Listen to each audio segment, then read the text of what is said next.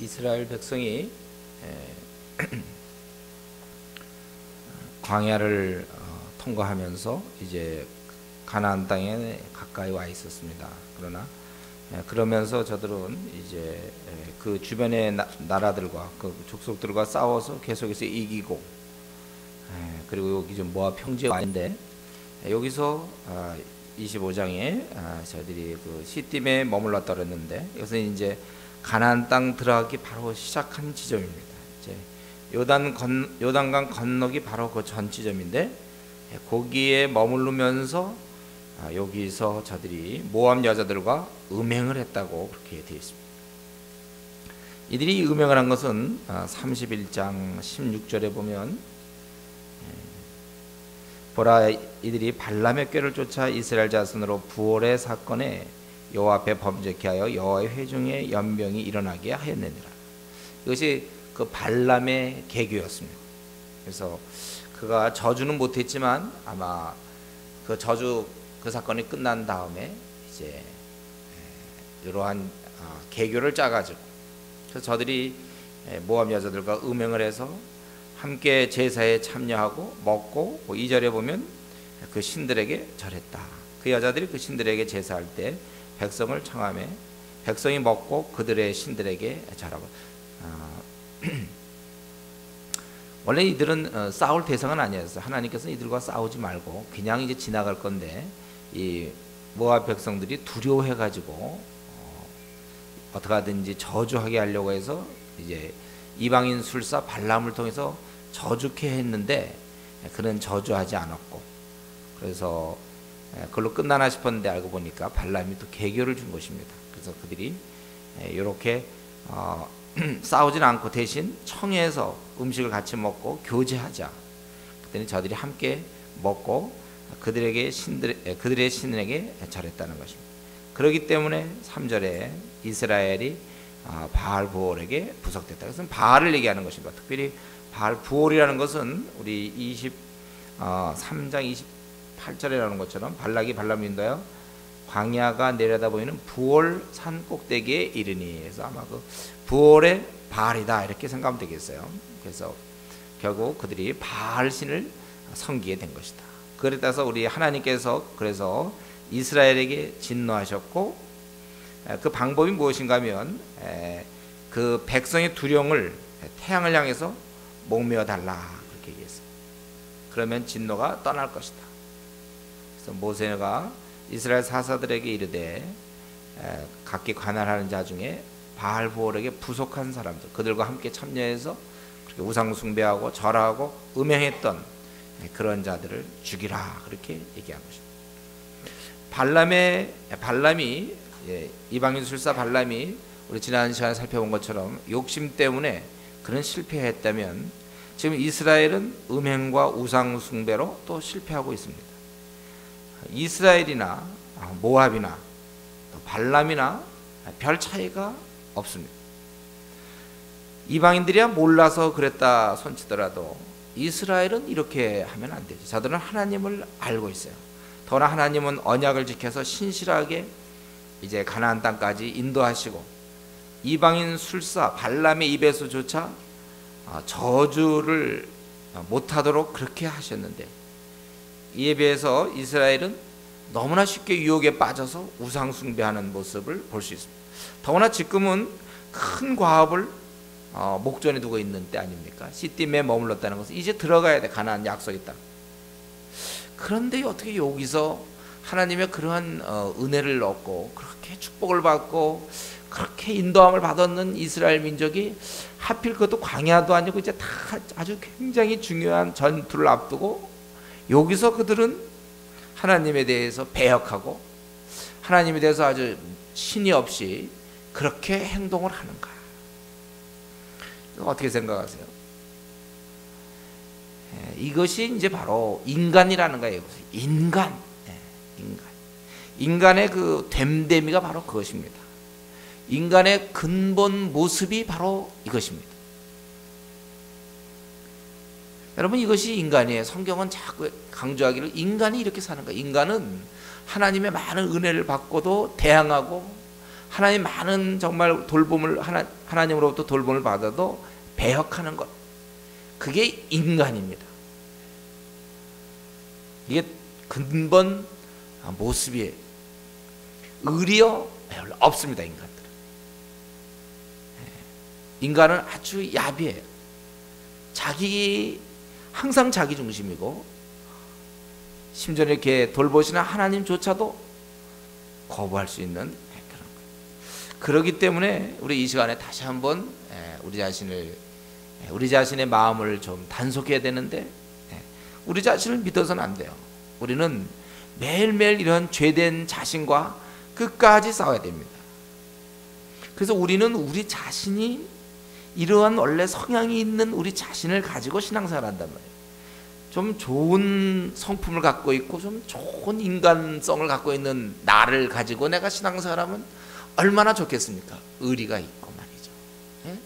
사람이 참 좋고 너그럽고 좀 그러면 참 좋겠는데 아주 치사하고 조잡스럽고 말이죠.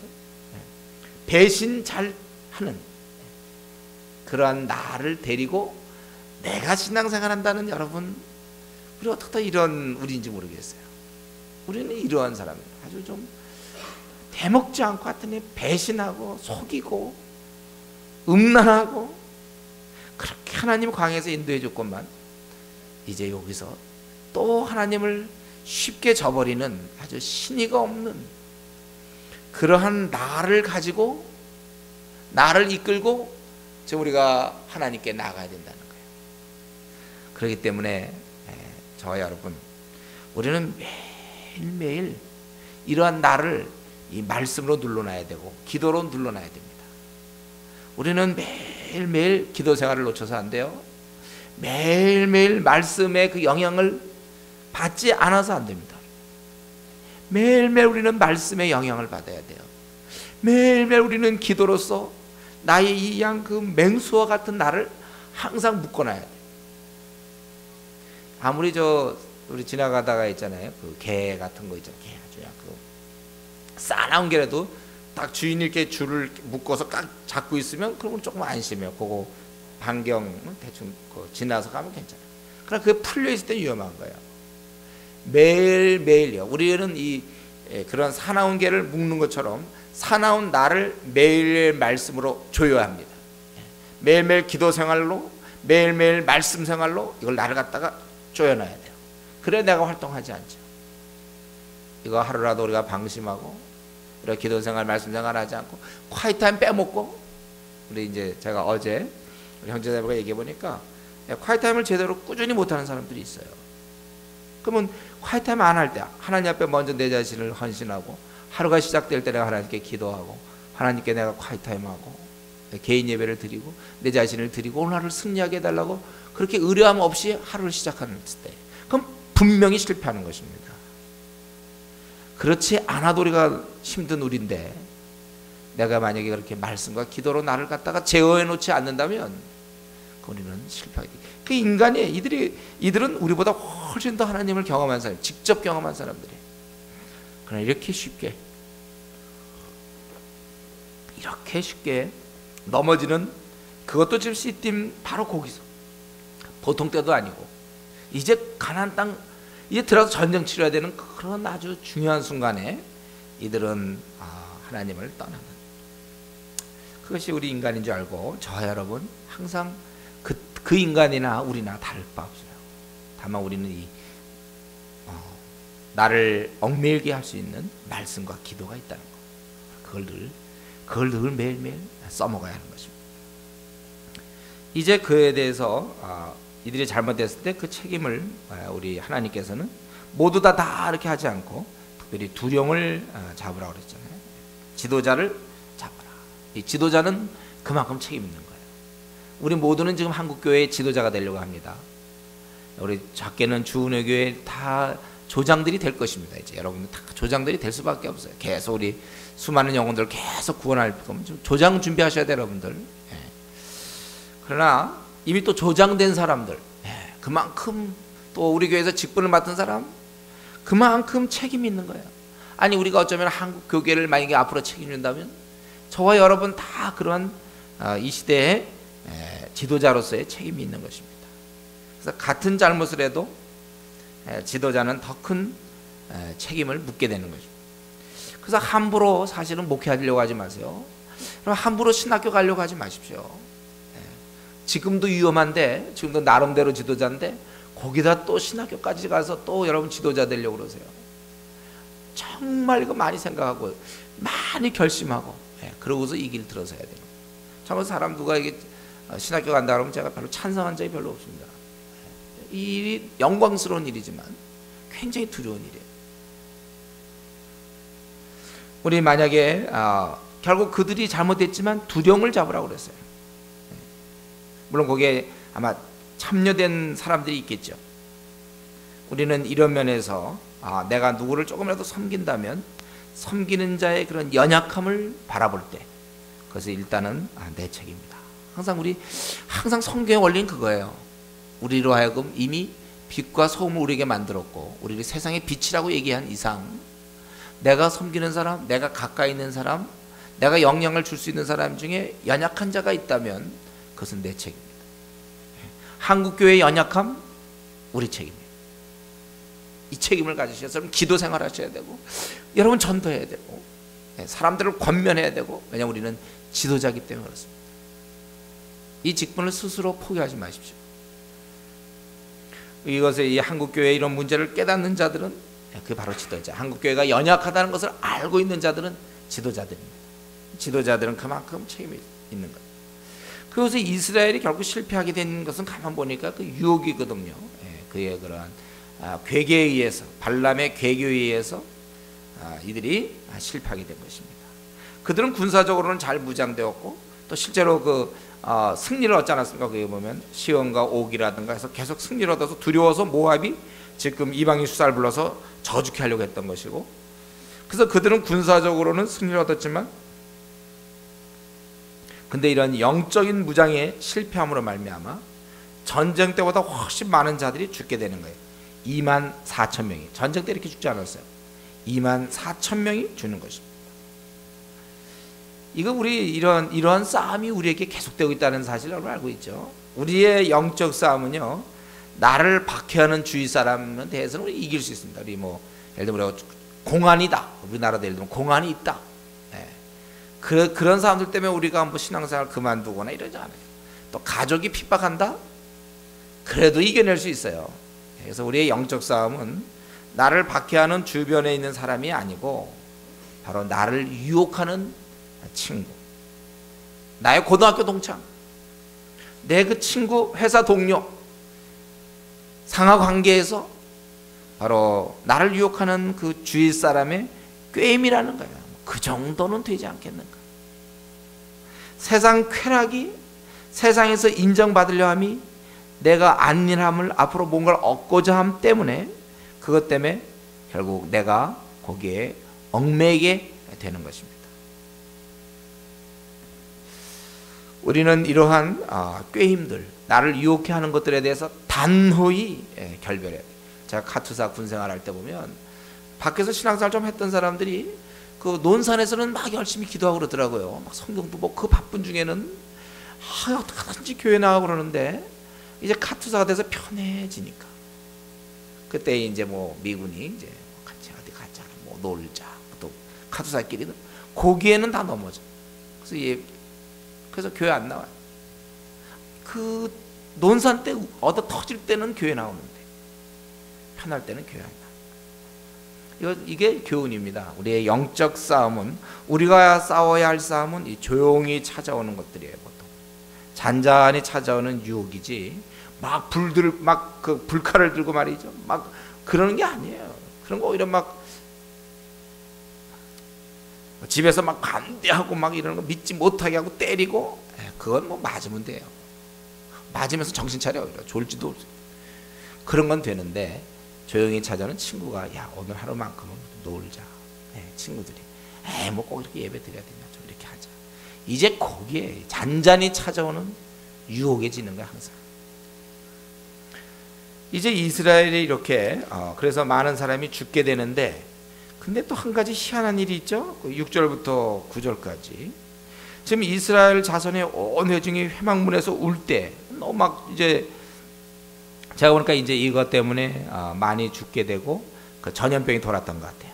그래서 이제 많이 죽는 중에, 그래서 이 온 회중이 회막문에서 울 때 이스라엘 자손 한 사람이 모세와 온 회중의 목전에 미디안의 한 여인을 데리고 그 형제에게로 온지라. 제사장 아론의 손자 엘르아살 아들 비나스가 보고 회중 가운데서 일어나 손에 창을 들고 그 이스라엘 남자를 따라 그의 막에 들어가서 이스라엘 남자와 그 여인의 배를 꿰뚫어서 두 사람을 죽이니 연병이 이스라엘 자손이 그쳤더라. 그 연병으로 죽은 자가 24,000명이었더라. 이게 지금 많은 사람들이 이제 두령은 이렇게 태양을 향하여서 목며 그들을 두령을 달았지만, 또 많은 사람들 그 바알 부월에게 복속된 사람들은 이제 연병으로 하나님께서 죽이시는 거예요. 연병. 그래서 많은 사람이 죽고 있는 것입니다. 그런데 어떻게 그런 상황 속에서도 이 한 용감한 한 사람이, 더구나 모든 회중에서 바로 그것 때문에 연병으로 죽어가는데, 거기서 그가 성적인 음행의 죄를 범하는 거예요. 그럴 때 그것을 제사장의 아론의 손자 엘르아살의 아들 비느하스, 이미 아론은 죽었죠. 이때 비느하스가 그것을 보고 회중 가운데서 보고 일어나 손에 창을 들고 따라 들어가서 그들을 음행하는 그 둘을 죽인 것입니다. 바로 이때 그 연병이 그쳤고, 연병으로 죽은 자가 24,000명이라고 되어 있습니다. 고린도전서 10장 8절에 보면 23,000명으로 되어 있습니다. 그렇기 때문에 아마 이것은 우리가 1,000명 차이가 나는데, 그것은 우리 이렇게 죽은 사람 말고, 그러니까 연병으로 간암하게 죽은 사람 말고 사사들이 다니면서 죽였던 이런 두령이라든가 뭐 이런 나무에 달린 자가 한 1,000명 정도 이렇게 생각할 수 있을 것 같아요. 이것은 또 다시 우리 앞부분에서도 이런 우리 인간이 그렇게 쉽게 하나님을 떠나는 그러한 아주 근본 아담으로부터 흘러오는 어떤 아주 배역에 그러한 성품들에게 있는데, 우리 아까 그거 살펴봤는데, 또 지금은 더구나 그것 때문에 수많은 사람이 죽어가고 있는 바로 그 상황에서도 이 사람이 음행의 죄를 담대하게 짓고 있는 이 모습, 그것은 무엇을 얘기합니까? 이 죄가 얼마나 강한 능력이 있는지를 선포하는 거예요. 아주 이 이스라엘 백성을 무시하는 것입니다. 이 한 사람의 행동, 죽었던 이 한 사람의 행동, 음행의 죄를 저질렀던 그것은 아주 죄의 강한 능력을 그의 몸을 통해서 보여주는 거예요. 지금 하나님 앞에서 범죄하여 하나님의 심판이 있는 그 와중에서도, 통곡하는 그 와중에서도 하나님께 대항하며 아주 뻔뻔스럽게 범죄하는 그러한 모습. 사람이 이 죄를 짓게 되면 이렇게까지 간다는 거예요. 이성이고 분별이고 다 필요 없어요. 오히려 동물보다 더 못하게 만드는 것입니다. 이게 죄의 실체예요. 여러분, 이 죄의 실체가 이 정도입니다. 뭐 어느 정도 했으니까 멈출 것 같지만 그게 아니라 한없이 더 나갈 수 있어요. 우리 지금 사회가 그렇지 않습니까? 우리 사회가 지금 온갖 죄로 가득한데도 사람들이 죄 지면서도 두려움이 없어요. 저는 이제 자꾸 그래도 사람들이 죄를 지면 그래도 좀 알고 있지 않을까, 이렇게 그런 생각이 드는데, 그렇지가 않고 그들이 갈 때까지 간단 말이에요. 부모를 죽인다든가, 신문에서는 뭐죠? 부모를 죽인 자식이 있고 또 자식을 죽이는 부모가 있어요. 어떤 성적인 모로 아주 성적인 깊은 타락, 아주 뻔뻔스럽게 오히려 자기의 어떤 성을 이용해서 인기를 얻으려는 연예인들도 있고, 동성애를 오히려 공개적으로 얘기하는 이런 것도 있고, 옛날에 뭐 막가파들 그냥 사람을 그냥 이유 없이 죽이고, 또 교회의 문제들, 목회자의 타락도 있고 성도들의 범죄도 있고, 미리 좀 아셔야 되겠습니다. 여러분들이 미리 좀 아시면 좋겠는데, 이 타락에는 한선이 없다는 거예요. 통제 안 되는 인간, 우리가 만나는 사람들이 누구냐면 회사에 그 과장 있지 않습니까? 그 부장, 학교에 그 교수님 있잖아요. 그 동네 옆 동네에 살고 뭐예요? 옆집에 살고 있는 그 사람이 누구냐? 끝까지 갈 수 있는 사람이라고 사실 아세요. 그게 지금 발휘가 안 될 뿐이지 바로 그런 거예요. 그러니까 신문에 이렇게 이런 여러 가지 기사들 나오는 건 이거에 대한 확인이에요. 성령의 통제 없는 인간들은 한산이 없다는 거예요. 지금 그만큼 조금만 내려온 거지 앞으로 더 내려갈 겁니다. 그 사람들 더 내려가요. 그러니까 뭐 서로 뭐 연애할 때는 뭐 좋다고 그러다가 막 나중에 구타하고 막 이러는 거 아닙니까? 어떻게 그런 일이 있습니까? 그렇게 사랑하고 막 꽃다발 주고 막 이랬는데 어떻게 구타도 하고 그럽니까? 인간이에요. 그게 성령의 통제함 받지 않는 막 갑니다. 예. 그럼 미리미리 각오하세요. 이런 건 이제 전쟁 같은 거 나면 이제 확 드러나죠.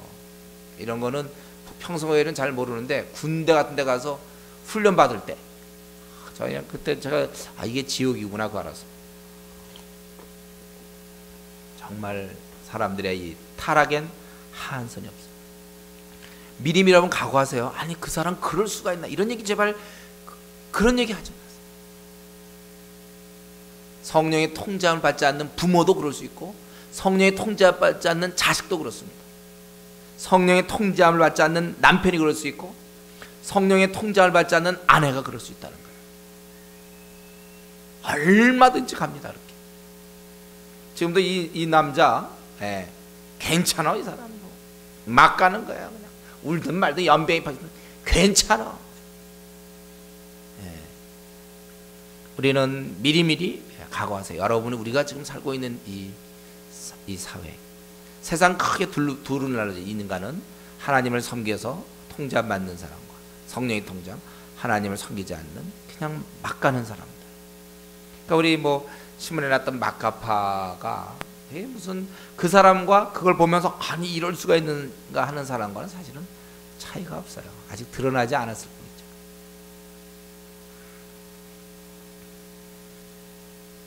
혹시 지금 이 말씀이 여러분 새롭게 들립니까? 알고 있었죠? 네? 인간은 원래 근본이 원래 그렇게 돼 있어요. 그러니까 가인이 아벨을 죽이지 않습니까? 인간의 근본이 그거예요. 그렇기 때문에 우리 집안 중에 믿지 않는 사람이 있으면 빨리 구원해야 돼요.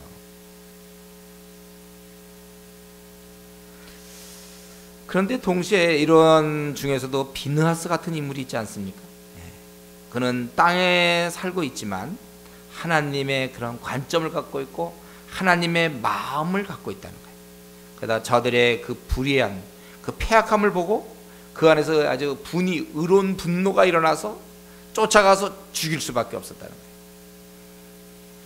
그런데 바로 그 사건, 이 비느하스 한 사람, 이 하나님의 의분을 갖고 있던 거룩한 한 인물에 의해서 이스라엘 국가 전체가 전염병으로 죽어가던 중에 거기서 구원을 얻게 된다는 거예요.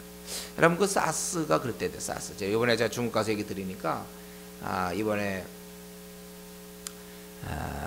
이 사스, 이 후진타워 같은 경우가 장점인과 달랐던 점이 사스가 막 도니까 다 죽어가니까 그때 아주 그 국가의 중요한 인물들은 다 상해를 피신 것 같고 후진타워는 이때 아주 막 찾아가 다니면서 그때 정치 생명을 걸고 찾아다니면서 막 그 사스 환자 치료하는데 적극적으로 해서 많은 이 중국 국민들이 그 사람은 우리를 사랑하는 사람이다. 그게 아주 각인되었다고 그래요.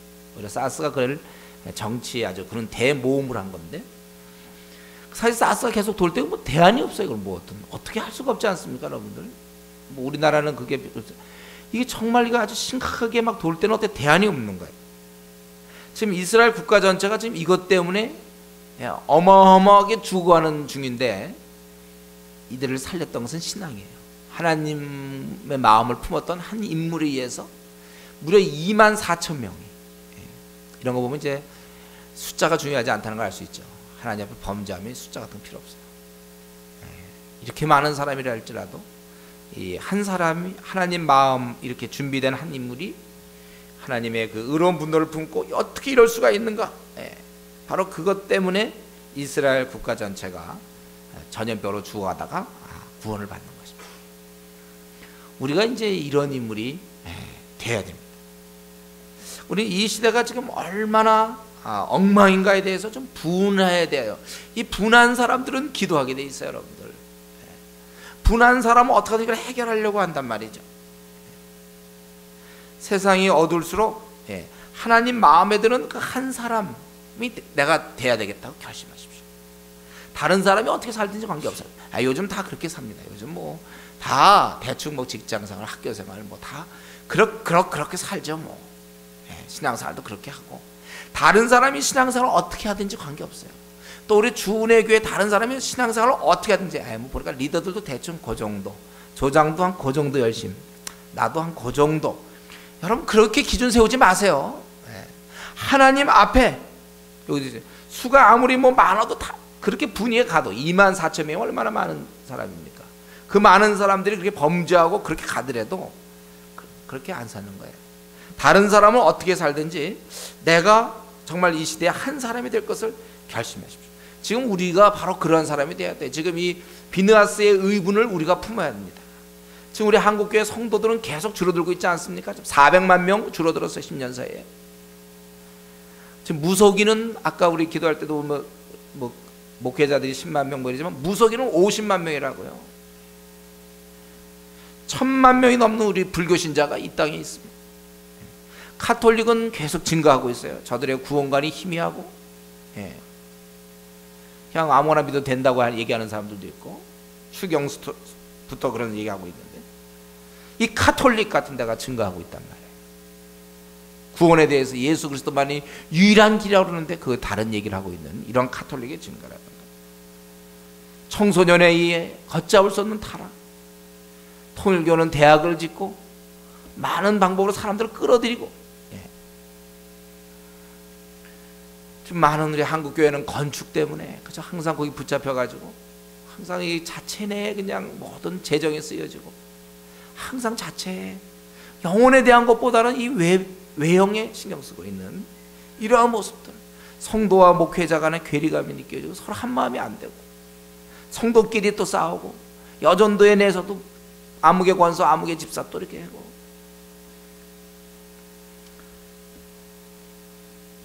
우리 이런 가운데 우리 이번에 중국 갔지만 중국의 많은 성도들 돌볼 사람 없어서 예수님 믿긴 믿지만 그 다음 단계에서 멈춰버리는, 그리고 어떻게 되는지 모르고 그냥 지내는, 그러니까 이단이 득세해서 동방번개 이단들이 많이 그들을 끌고 가고, 믿은 사람들 얼마나 많이 끌고 가는지 모르겠어요.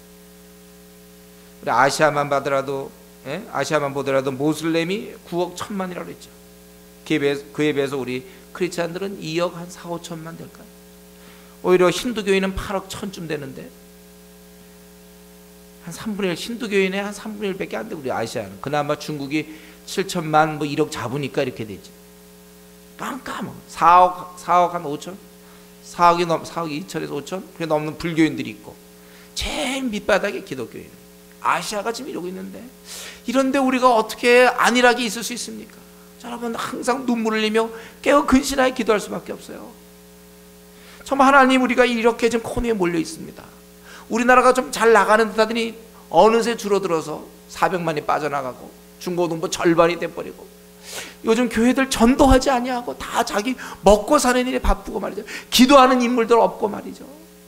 말씀에 대한 갈망이 없고, 교회들이 그저 대형 교회 중심으로 이제 작은 교회에서 다 수평 이동하고 있고, 전도하는 사람 없고, 주 5일이 됐지만 놀러 갈 생각하죠. 하루 주어졌는데 마음껏 하루 종일 전도하겠다, 하루 종일 좀 기도해 보겠다, 이런 사람이 이 시대에 없다는 사실을 우리 안타깝게 생각해야 합니다. 다른 사람은 어떻게 하든지 간에 나만이라도 성경의 기준대로 내가 세상에 타협함 없이, 세상은 저 잘 먹고 잘 사는 거예요. 어떻게 하면 돈을 좀 벌고 어떻게 하면 좀 안전하게 좀 안일하게 살 수 있을까? 이게 세상에서 배워주는 교훈입니다. 우리는 가난하게 살아야 돼요. 그렇기 때문에 가난하게 살 것을 결심하고 대신 시간을 벌어서 그 시간에 전도해야 되고, 그 시간에 이들을 중보기도해야 되는 것입니다. 세상에 타협함 없이 뚜벅뚜벅, 다른 사람은 어떻게 하든지, 누가 주위에서 뭐라고 하든지 하나님 앞에서 뚜벅뚜벅 혼자 걸어갈 사람이 필요해요. 바로 서 있는 이 한 사람, 하나님에 대한 열정을 가진 사람, 이런 자가 되도록 우리 기도해야 됩니다. 어째서 내가 한 번 태어났는데 내가 정말 힘없이 살아서 되겠는가? 세상 사람들처럼 살아서 되겠느냐? 하나님 나에게 시간을 주십시오 기도하던 중에 주 5일이 되었다는 사실을 너무나 하나님께 하루를 하나님께 드릴 수 있지 않습니까? 우리가 평일날도 물론 드려야 되지만 하루를 드릴 수 있다는 사실에 여러분 정말 하나님께 감사할 수 있어요. 그 전에 기도도 좀 많이 할 수 있고 오전에 쭉 몇 시간이고 하나님께 기도할 수 있고 그리고 나서 이제 열심히 전도할 수 있고 교회에서 시켜서 하는 겁니까? 내 마음속에 어떻게 이렇게 성도가 막 줄어드는 것을 한번 막아보려는 그런 마음들 400만 줄어들었는데 어찌 가만히 있을 수 있겠느냐? 좀 분한 마음과 의로운 마음 우리 좀 하나님의 좀 심정을 가지고 서 있을 수 있는 그런 사람이에요. 한국 교회가 어떻게 하든지 관계없어요. 주은혜 교회 누가 뭐 조장들이 어떻게 지내든지 관계없어요. 나는 나대로 내가 하나님 앞에 이런 마음을 품어야 되겠다. 억울하지 않습니까? 어째서 이 땅에 내가 살고 있는 내가 호흡하는 이 조그만 땅에 50만의 무속인이 있단 말입니까? 30만 명이 매일 접속하고 있고 말이죠. 무료 운세다 뭐다 밤낮 신문에 나오고 내가 기도하지 않기 때문에 그래요. 우리 기도해야 돼. 이런 문제가 가지고 하나님 이거 고쳐주십시오. 기도로 싸워야 합니다. 전도로 싸워야 돼. 우리 영혼에 대해서 준비해 사람을 또 키워야 될 것이고 한국 교회가 근신할 수 있도록 10만 있다면 우리 성도들 내가 아는 성도들 이제 우리가 불신자뿐만 아니라 내가 알고 주위에 알고 있는 성도들이 좀 깨울 생각을 하십시오. 여러분 그가 그냥 교회 다닌다고 놔두지 마시고 그가 제대로 정신 차렸는가? 여러분 혹시 주위의 성도들 믿는 성도 만나는 기회가 있습니까? 가만 놔두지 마세요. 그들과 함께 어울릴 생각하지 말고 그들을 변화시킬 생각을 하십시오.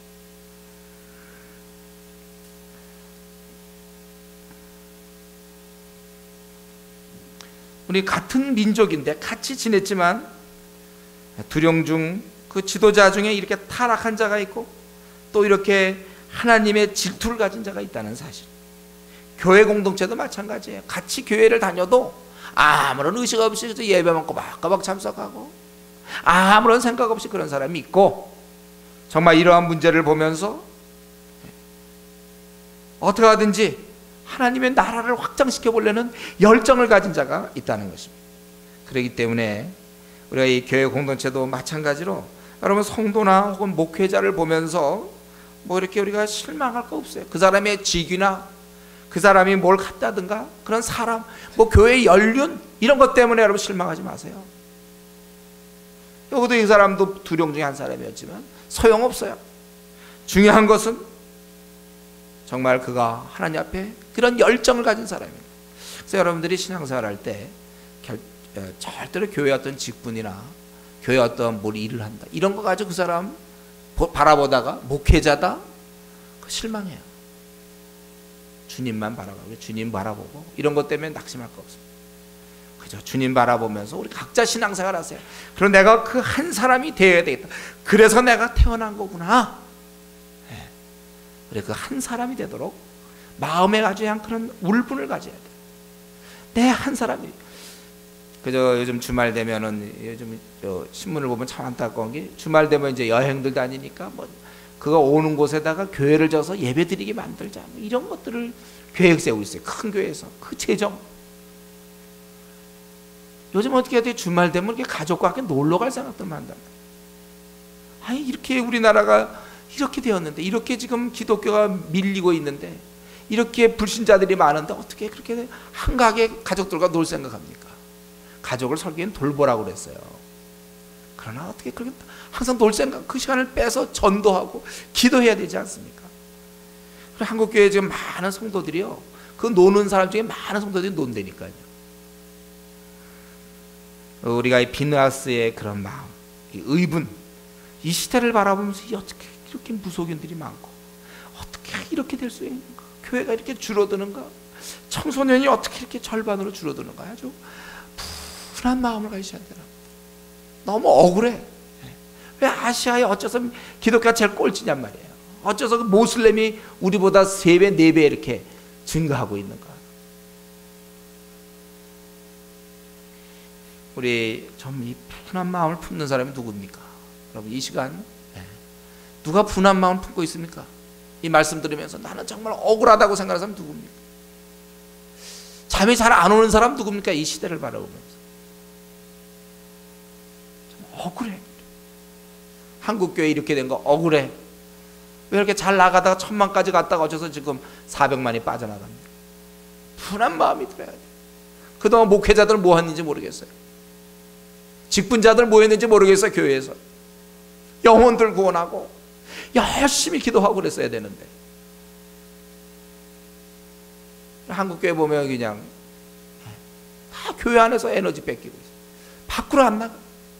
억울한 생각을 하세요. 억울해. 재정도 보면 다 교회에서 줄었어요. 사용되고 있어요. 분한 마음을 가지셔야 합니다. 이거에 대해서 이제 하나님께서는 10절부터 13절까지 하나님의 그 평가가 있죠. 비느하스가 나의 질투심으로 질투하였다. 11절에. 그래서 내 노를 돌이켜서 진멸하지 않게 하였다. 12절에 내가 그에게 평화의 언약을 주겠다. 즉 그와 그의 후손에게 영원한 제사장직을 허락하겠다. 그래서 이거 진짜 유다가 멸망할 때까지 이 제사장직이 후손에게 의해서 계속되고 있습니다. 굉장히 영광스러운 것이죠. 그리고 이 사건을 일으킨 사람에 대해서 그 이름을 기록하는데 14절에 보면 시므리라는 사람이 시므리. 그 사람은 시므온 족족 중에 한 족장이라고 해요. 족장이라고 얘기했고, 또 그 죽임을 당한 미디안 여인의 이름은 고스비라고 그랬죠. 수르의 딸로 미디안 한 종족의 두령이었다고 그렇게 얘기하고 있습니다.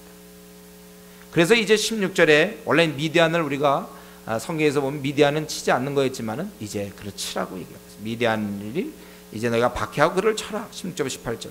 그들이 너희를 박해했기 때문에 바로 부올의 일과 우상 숭배하고 그를 또 고스비의 이런 사건들을 통해서 그들을 쳐라 이렇게 되어 있습니다. 우리 하나님은요, 이 죄에 대해서 분명히 짚고 넘어가시는 분이에요. 죄를 처벌하시는 분이 우리 하나님이십니다. 이 시대에 이 많은 죄들이 있죠. 막 동성애하면 어떠냐, 오히려 누가 동성애 하지 말라고 설교했다가 막 그 사람 감옥 들어가고 막 이런 것도 있어요. 이들은 잘못을 범하고도 우기고 오히려 큰 소리치고 시대의 조류인 양 행동하지만, 그러나 심판자는 다수결이 아니라 하나님이십니다. 소용없어요. 하나님은 아무리 한국교회가 이런 식으로 흘러간다고 해서 다 괜찮을 것이다, 집사, 권사, 장로, 목사 뭐 이 정도 하면 될 거라고 생각한다 할지라도 하나님은 다르단 말이에요. 대충 다 그렇게 지내는데, 요즘 목사들 대충 그렇게 노예 나가보니 뭐 목사들 다 그렇게 지내는데, 하나님의 관점은 다를 수 있어요. 그래도 소용없다는 거예요. 하나님 앞에 우리가 바르지 않으면 돈 함부로 쓰고 정말 하나님의 돈을 갖다가 그런 식으로 나가고 말이죠. 교회가 그런 교회 재정 잘못 쓰고 또 많은 사람들이 죄를 짓고, 하나님은 어떻게 보실까? 여러분이 죄를 짓는 자들에 대해서 불평하지 마십시오. 신앙생활 엉터리 하는데 잘 사는 사람들이 있죠. 그거 불평하지 마세요. 부러워하지는 더욱 마십시오. 그거는 일시적인 평안입니다. 그건 시한부 안전함이에요. 하나님께서는 죄를 심판하시는 분이십니다. 우리 하나님 두려우신 분이에요. 우리가 이제 예수님 때문에 십자가의 보혈로 구원받아서 하나님 앞에 우리가 나아가고 하나님은 왠지 친한 것 같고, 그래서 어떤 사람 하나님을 갖고 농담하는 사람도 있어요. 기도를 장난삼아 하는 경우도 있어요. 장난 비슷하게 기도하는 사람. 하나님은 그런 분이 아니에요. 두려우신 분이. 동시에 우리는 내 자신의 죄를요 적당히 덮지 마십시오. 내 안에 지금 뭔가 나를 갖다가 찌르는 부분이 있는데 애써 누르며 이 시대가 이렇게 살기 때문에 나는 어쩔 수 없다. 적당히 타협하지 마십시오. 목사님도 아실 겁니다. 제가 먹고 사느라고 이러는 거예요. 그렇게 얘기하지 말라니까요. 목사 다 필요 없어요. 하나님께서 어떻게 보고 계시는가.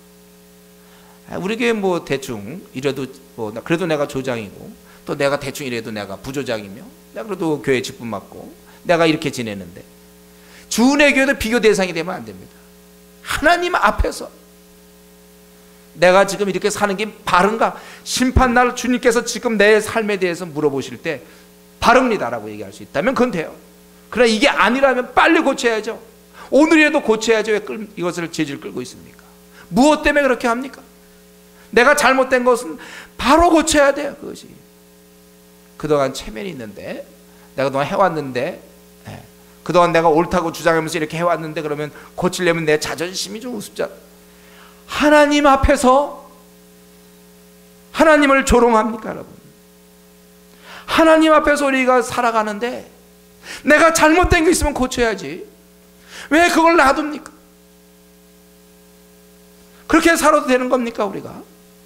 하나님 앞에 내가 잘못된 것이 있다면 빨리 고쳐야지 고치지 아니하고 이 두려우신 하나님 앞에서 하나님 그거 보고 계시는데 오히려 신앙생활 엉터리하면서 잘 사는 사람 부러워하고 시대가 요즘 그렇게 흐르니까 뭐 내가 이 정도 열심히 내는 거야 뭐 어쩔 수 없는 거 아닌가 이렇게 살지 말라는 거야. 자기의 죄 짓는 것을 두려워하십시오. 하나님 앞에 내가 이렇게밖에 못 사는 것에 대해서 안타까워하십시오. 누구 볼 거 없어요. 목사님 때문에 그런 것도 아니고 주은혜 교회 분위기 때문에 그런 것도 아니고 내가 다른 교회 갔으면 더 잘 섬길 텐데 그런 얘기도 하지 마세요. 어느 교회에 있으나 이것을 교회에서 인정이 되는 교회라 할지라도 인정이 되든 되지 않든지 간에 하나님 앞에서 내가 지금 살고 있는 것이 하나님의 뜻을 쫓음인가 세상을 쫓음인가 생각해 보라는 거예요. 내 시간 사용이 내가 목표로 하고 있는 것이 하나님 나라의 확장을 위한 것인가. 죄를 물으시는 하나님이십니다. 그분 앞에 조심해야 돼요. 여기 보니까 미디안을 치라고 얘기하고 있어요. 하나님. 또 이스라엘 민족이 범했을 때 그들에 대해서 24,000명 얼마나 많은 숫자 다 소용없습니다. 하나님 앞에서는 아무리 한국교회가 그렇게 살아도 대충 그 정도 신앙생활 하는 사람은 교회생활 5년 한 사람 대충 그렇게 하고 10년 정도 집사는 대충 우리 한국교회 집사는 이 정도 소용없어요.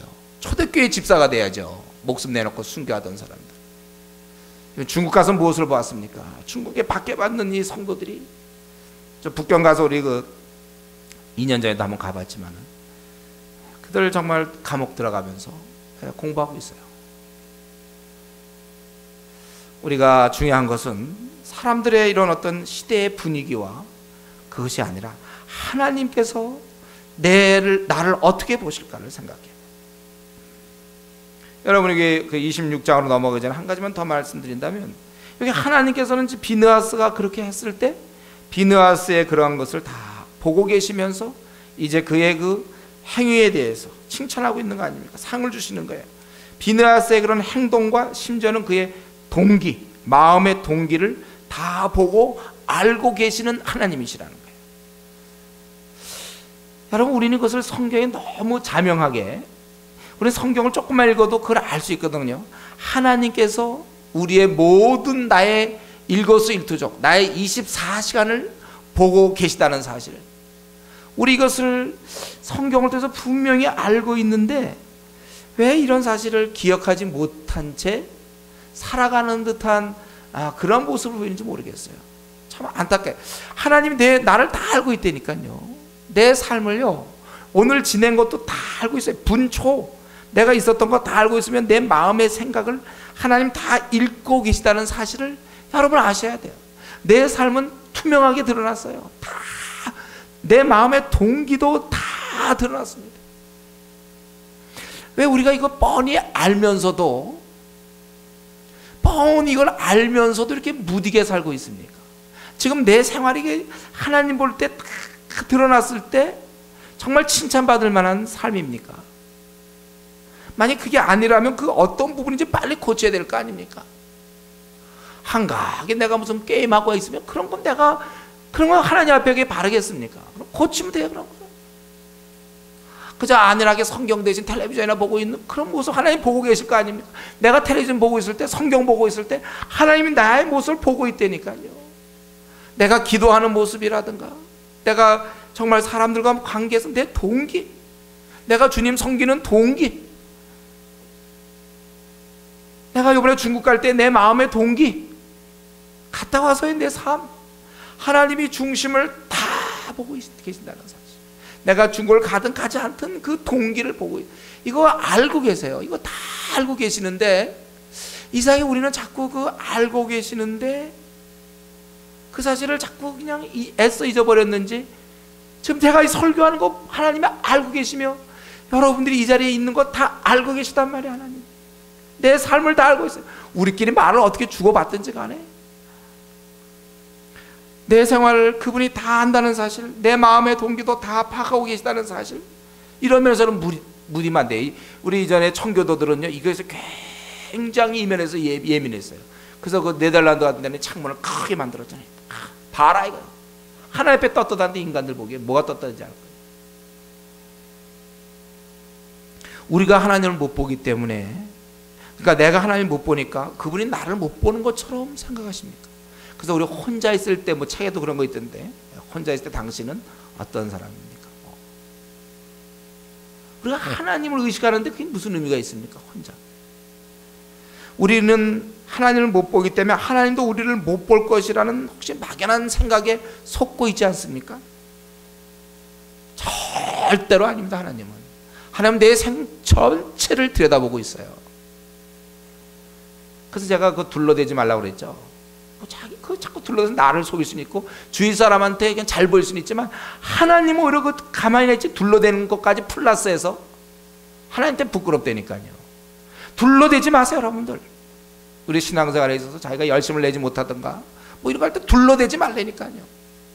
하나님 앞에서 하나님은 내 생활을 다 보고 있어요.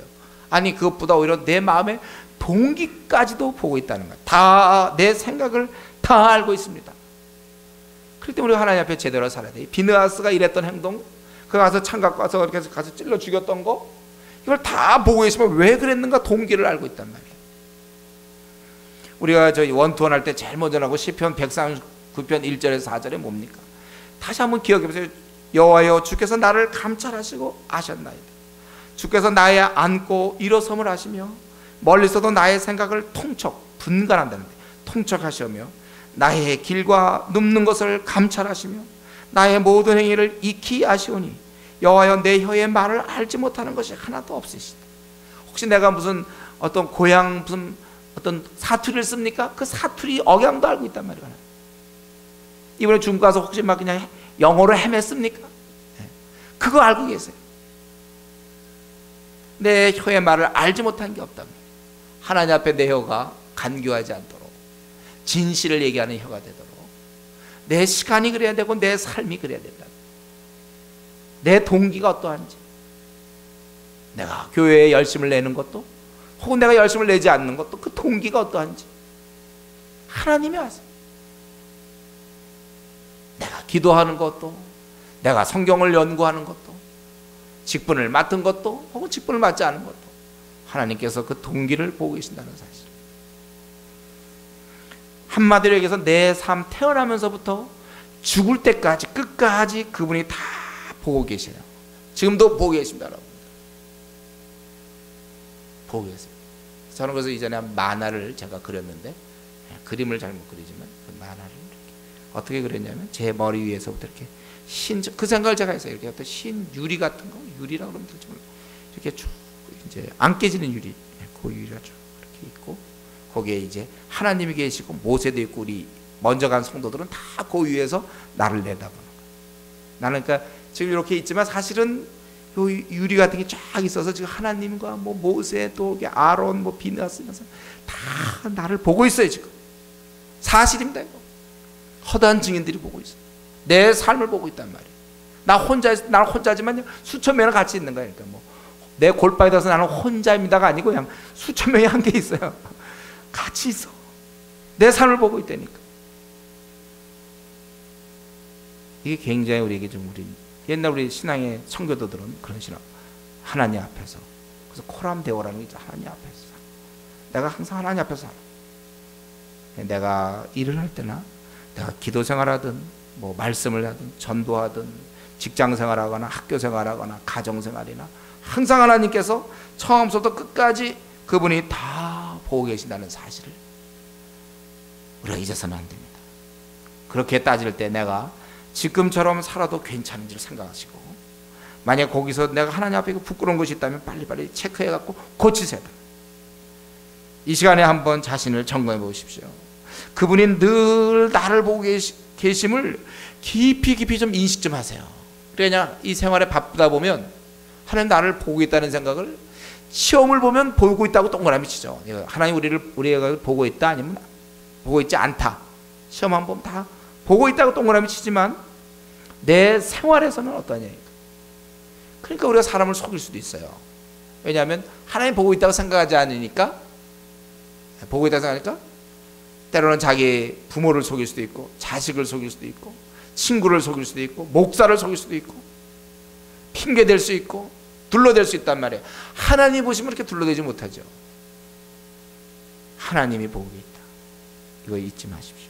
내 언행을, 내 동기를 점검하고 있다는 사실을 항상 여러분 기억하십시오. 이제 26장으로 들어가면 두 번째 인구조사가 있습니다. 20세 이상 싸움에 나갈 만한 자를 봅니다.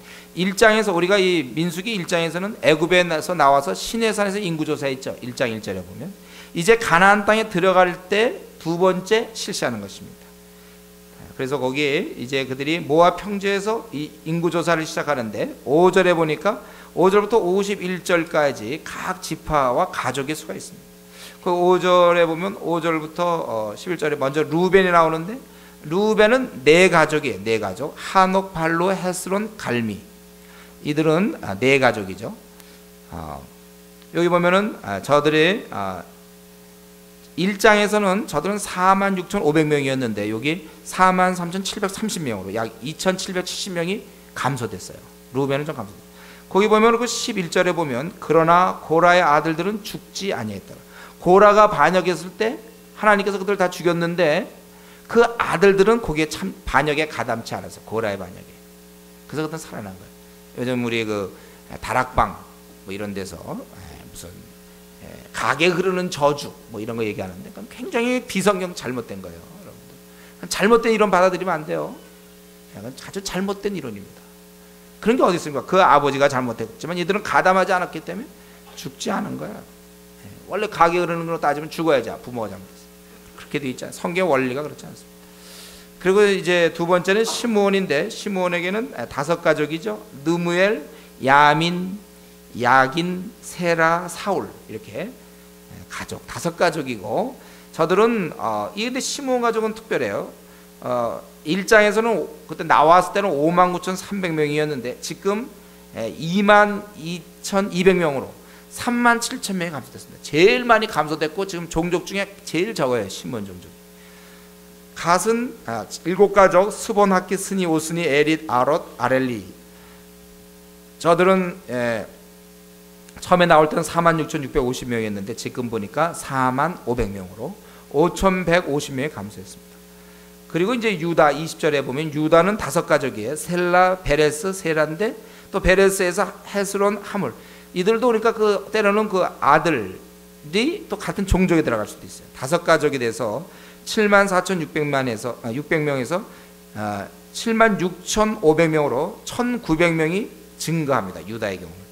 이사갈 23절에 이사갈 가족은 네 가족인데 돌라, 분이, 야숲, 시므론 54,400명에서 64,300명으로 9,900명 약 10,000명이 증가하고 있습니다.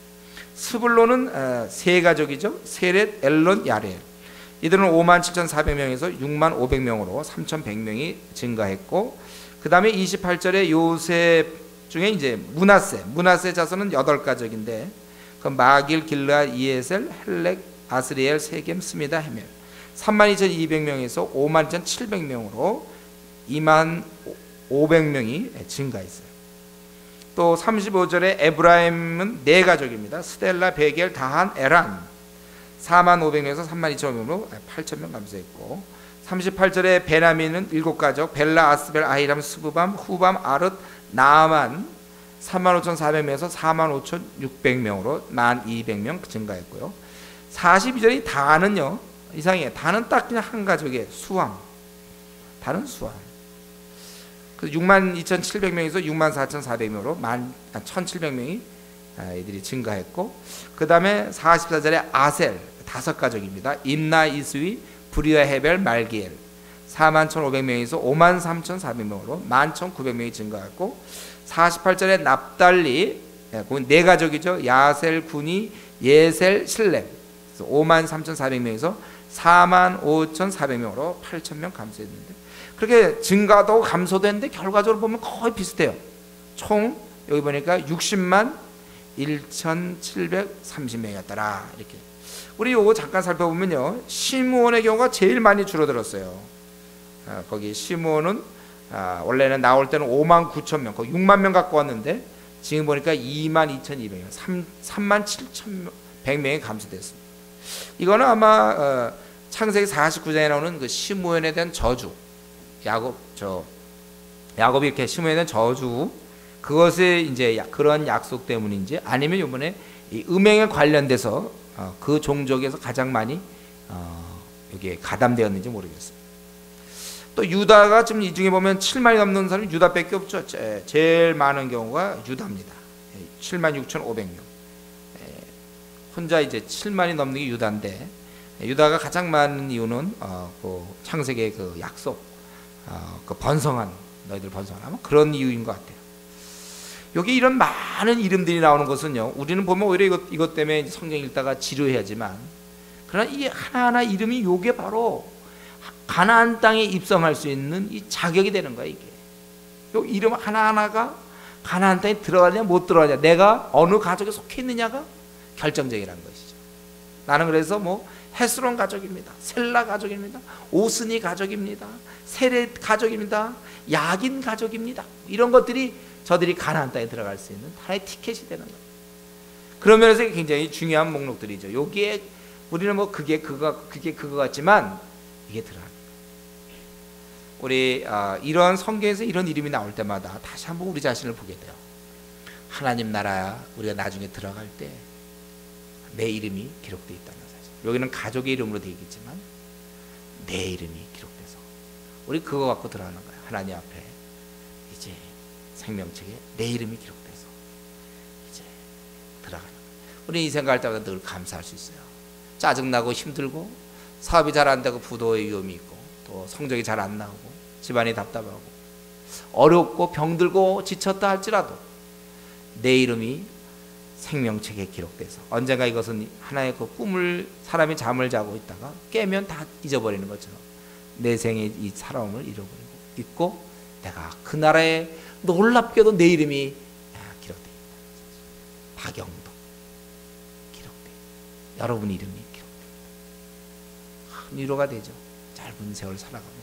여기에는 5만 가지 힘든 것, 사람과의 관계, 대인관계, 뭐 이리 꼬이고 저리 꼬이고 막히고 답답하고 뭐 오해, 원망, 뭐 뜻한 대로 잘 안 되는 문제, 많은 문제 섞여 있고 답답함이 있지만, 나의 미성숙으로 실패가 있고 좌절이 있지만, 또 앞날의 문제를 고민해야 되고 여러 가지가 있지만, 또 결혼 문제도 막 우리에게 있고 그러지만, 그러나 내 이름이 이제 생명책에 기록되어 있다는 사실. 그래서 내가 약속의 땅, 천국에 내가 들어간다는 그런 생각합니다. 우리는 감사할 수 있어요.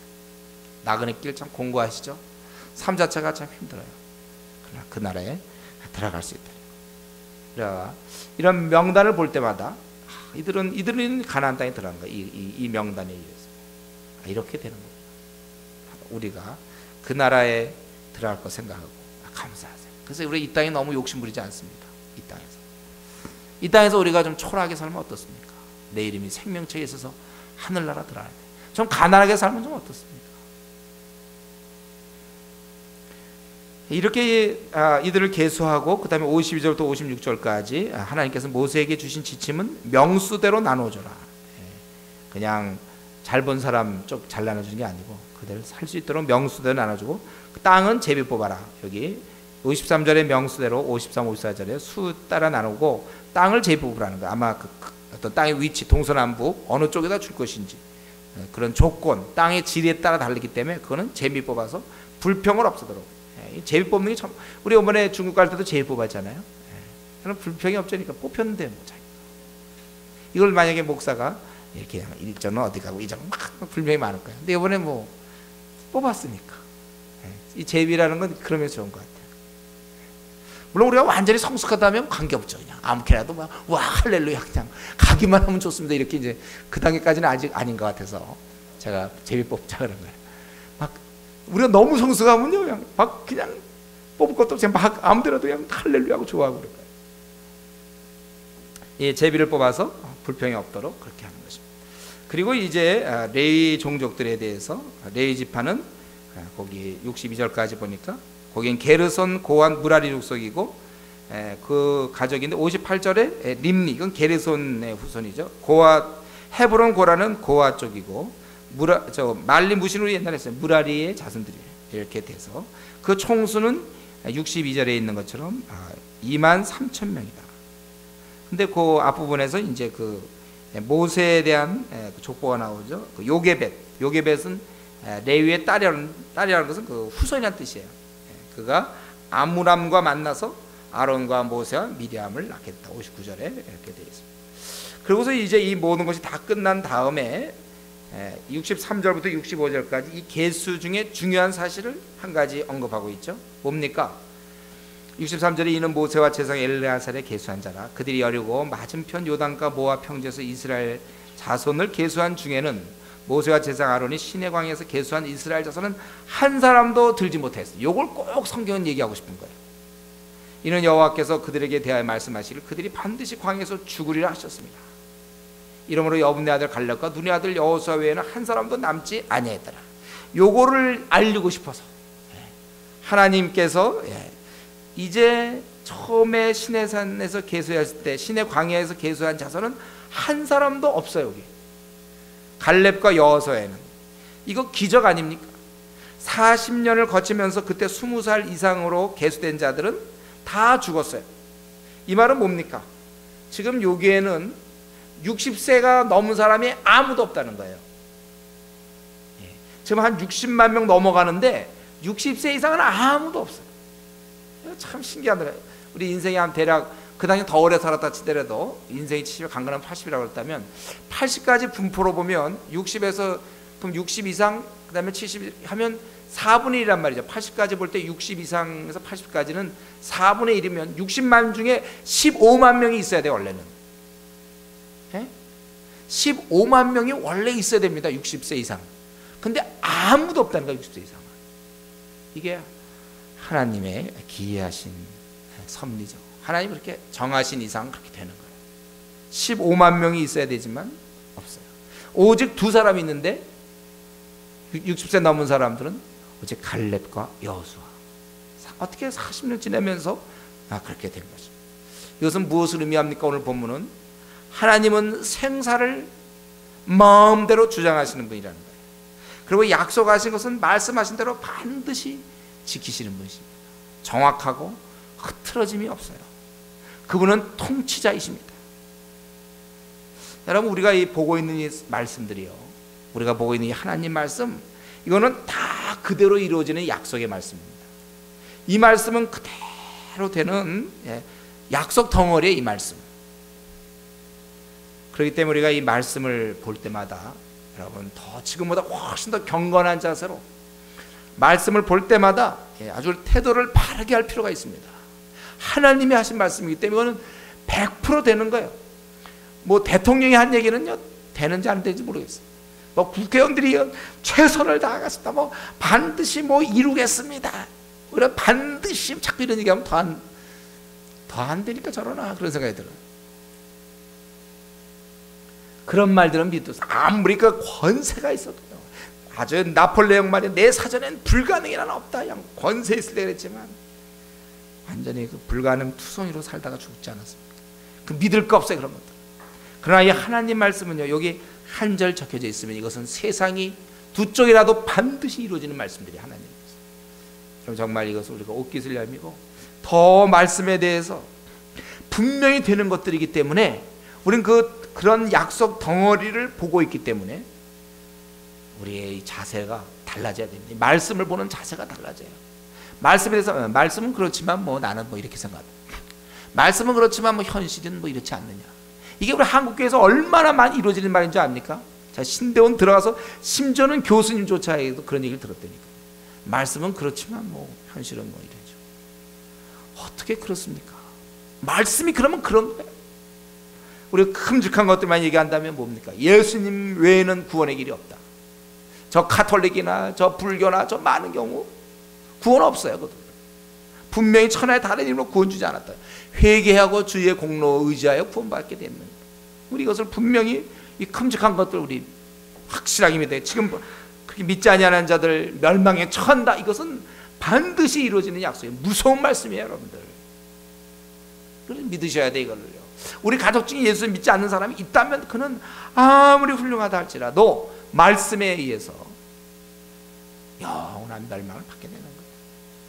또 하나님께서 우리를 인도하시겠다, 이러면 우리가 100% 받아들여요. 그래서 앞길에 대한 두려움이 없는 거예요. 아무 대안이 없는데 이제 분명히 이렇게 해야 되면 나 이제 부도 나서 나 거지 돼서 이제 어떻게 될까? 두려워하지 말라는 거예요. 선한 목자가 인도하고 계십니다. 나는 최선을 다하면 되는 거예요. 생명은 그분 손 안에 있어요. 내가 이거 안 하면 회사에서 이렇게 잘 안 보이면 나 쫓겨날지 모르겠다. 그래서 적당히 좀 타협 좀 해야 되겠다. 잘못 믿는 거, 하나님을. 하나님 말씀에 의지하여 어떠한 경우라도 하나님께 항상 충성되는 쪽으로 방향을 정해야 돼요. 쫓겨나면 쫓겨나는 거예요. 그거 안 쫓겨나려고 타협해갖고 우리가 만약에 옳지 않다고 생각하면, 불의하다고 생각하면 우리의 앞날의 인도를 하나님이 갖고 계십니다. 생명은 그분 손 안에 있는 것입니다. 여러분, 비행기 타고서 그런 생각 안 했나요? 바다 위를 갈 때 이 큰 덩어리가 뚝 떨어져 바닷속에 푹 빠져서 죽는 거 아니에요, 우리? 그 순간 저는 그런 생각 많이 해요. 저는 그런 생각 좀 많이 해요. 그런데 생명 그분 손 안에 있는데 참새 한 마리도 그냥 떨어지지 않는다고 그래요. 그걸 믿는 거예요. 저에게도 그런 어떤 그 죽음의 순간 그런 걸 경험할 때 하나님께서 생명은 주님 손 안에 있다. 그러니까 담대한 거죠. 그리고 여기 진석이 이야기, 저거 아마 읽으면서 많이 울었는지 모르겠지만 보면 바로 그런 거예요. 이 아이를 하나님이 데려간 거 아니냐, 하나님이 그건 결정할 문제 아니냐. 부모들이 그래서 그걸 가지고 정말 하나님이 이렇게 하신 걸로 생각하고 오히려 그런 가운데서도 저들이 불평과 불만하지 않고 그 슬픔을 누리며 하나님께 감사하고, 그 성경에 분명히 이렇게 써 있거든요. 생명 그분의 손 안에 있고 그분이 하시는. 또 우리가 분명히 믿을 거 뭡니까? 하나님께 기도하면 응답하시겠다. 이건 하나님이 하신 약속이에요. 그래서 우리 앞날에 대한 염려가 없어요. 기도하면 되니까. 내가 이걸 기도 열심히 했는데 이걸 하나님이 들어주지 않는다면 더 좋은 계획이 있다는 거예요. 나는 이거 안 들어주면 나는 이제 끝장이라고 생각합니까, 여러분? 더 좋은, 내가 원하는 대학이 떨어지면 나는 이거 끝이라고 생각합니까? 더 좋은 계획이 있어요. 내가 이 형제를 놓치면, 이 자매를 놓치면 끝장입니까? 아니에요. 경험상 결혼해 보신 분들 아니라니까요. 하나님의 손길이 있어요. 기도하면 응답한다기 때문에 우리는 그래서 기도하는 거예요. 하나님을 의지하는 거예요. 전능하신 하나님께 우리가 기도하는 거예요. 내가 이런 길을 계획 세웠어도 안 돼도 그뿐이에요. 하나님이 인도하시는데, 직장도 마찬가지고 대학도 마찬가지고 하나님이 이끌어 주시기 때문에 우리는 망하는 것도 없습니다. 믿어야 돼요. 우리 약속. 두려워하지 마세요. 쫄장부로 살지 마세요. 대장부로 살아야지. 우리가 항상 그러고 성경의 약속 뭡니까? 먼저 하나님 나라 확장을 위해서 시간을 내라가 아니에요. 먼저 하나님 그의 나라와 그의 의를 구하라. 우선순위를 둬라. 나 지금 이런 공부해야 되는데 예배 못 드립니다. PBS 못 합니다. 나 이것 때문에 전도 못 합니다. 아직도 하나님 말씀을 우습게 보는 거예요. 먼저 그의 나라와 의를 구하라. 당장 내가 내일 먹을 밥거리가 없을지라도, 쌀이 딱 떨어졌다 할지라도 내가 먼저 그의 나라와 그의 의를 구하고 전도하러 나가고 시간을 드리고, 그럴 때는 하나님 반드시 먹고 입고 책임져 줘요. 그러나 내가 만약에 먼저 그의 나라와 그의 의를 구하지 않고 내가 내 먹고 살 거 염려하고 그런다면 그건 하나님 책임져 준다는 얘기 안 했어요. 그럼 본인이 책임지세요. 저는 지금까지 살아오면서 이것 때문에 제가 살 수 있었어요. 그 간사회라고 참 뚫고 나갈 때 먼저 그의 나라와 그의 의를 구하면, 이 말씀 살아있는 말씀, 모든 것을 더하시겠다. 먹고 입고 염려하지 말라고 그렇게 말씀하셨기 때문에 나 그래서 안 하는 거예요. 지금까지 먹고 입고 지내잖아요. 어차피 걱정하고 시간 못 내고 먹고 입고 결정해봐야 그렇게 사는 사람이 있고, 그냥 먼저 그의 나라와 그의 의라면 먼저 해놓고 남은 시간 가지고 공부하고 남은 시간 갖고 돈 벌고 이렇게 했을 때, 그럴 때 승리를 약속해요. 성경은 열매를 약속했고, 그리고 이것은 우리가 성경에 있는 건 그대로 받아들이면 돼요. 주님이 속히 오신다는 거 이런 거 다 그대로 받아들여야 돼. 속히 오실 것이다. 내가 이렇게 답답한 생활을 계속할 거라고 생각하지 마세요. 이렇게 믿지 마세요. 속히 오실 것이다. 앞으로 얼마간 기간 빨리 내 에너지를 써서 열매를 우선 좀 해놓고 난 다음에 안심이 되지 않습니까? 주님 오시더라도 열매가 있어요. 언제 올지 모르는데 그 모험하지 마세요. 주님은 속히 오신다고 말씀하신 분이 주님이시기 때문에 속히 오게 돼 있어요. 주님은 일꾼이 부족하다고 분명히 말씀했어요. 그렇기 때문에 누구든지 일꾼이 되기를 자청해야 됩니다. 일꾼이 부족하다고 그러고 세계 모든 족속에 가서 제자 삼으라고 그랬어요. 여러분 이번에 가서 제자 삼지 않았습니까? 아마 생애 처음으로 순종했는지 모르겠어요. 가서 제자 삼는 거. 이러한 모든 것들 성경에 있는 그대로입니다. 우리 이 하나님 말씀을 볼 때 여러분 TV에서 할 때부터 두려운 마음으로 하십시오. 성경은 이거는 하나님 하신 말씀은 절대로 취소되거나 바뀌지 않아요. 그대로 되는 거예요. 하나님 그때 이제 약속하신 대로 갈렙과 여호수아에는 들어갈 수 없다. 그럼 원래로 따진다면 15만 명 정도 있어야 되는데 한 명도 없는 거예요. 이 하나님의 약속, 하나님의 말씀, 생사를 주장하시는 그 하나님, 통치자, 그분께 우리가 충성할 것이 그게 가장 지혜로운 일입니다. 한 가지만 말씀 더 드리고 마치고 싶은데, 우리 이거 지금 이 인구조사를 가만히 들여다보면요, 거기 26장 1절에 연병 후에 여호와께서 모세와 제사 아론의 아들 엘라사 일러 가라사대 이걸 계수하라 이렇게 되어 있어요.